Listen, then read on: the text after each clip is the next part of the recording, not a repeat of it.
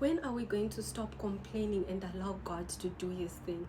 Because, yes, there's some circumstances that we find ourselves in and they are forcing us to do some stuff.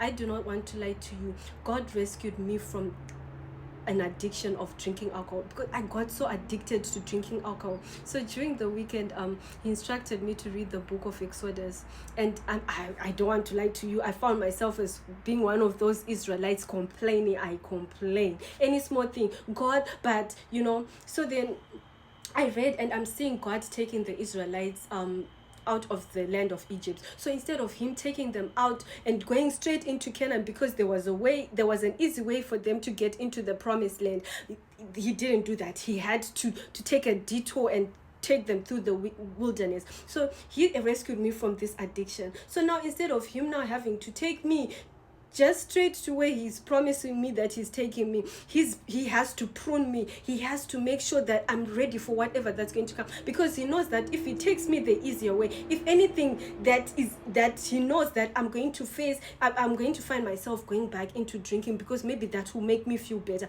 But he's pruning me. He's taking me through the wilderness to prune me and make sure I'm ready. The same thing with the Israelites. He had to take them through the wilderness. So we've stopped allowing God to do his thing, because yes, we're seeing the manna. The Israelites are seeing the manna. Yes, I'm seeing God. I'm seeing God's hand in my life. But there's those things that we just be complaining to an extent that even the Israelites were like, oh, it's better for us to have died in Egypt than in this wilderness. I'm looking at someone and they're saying, it's better for me to go back into partying and drinking, because I'll feel better from what I'm going through right now.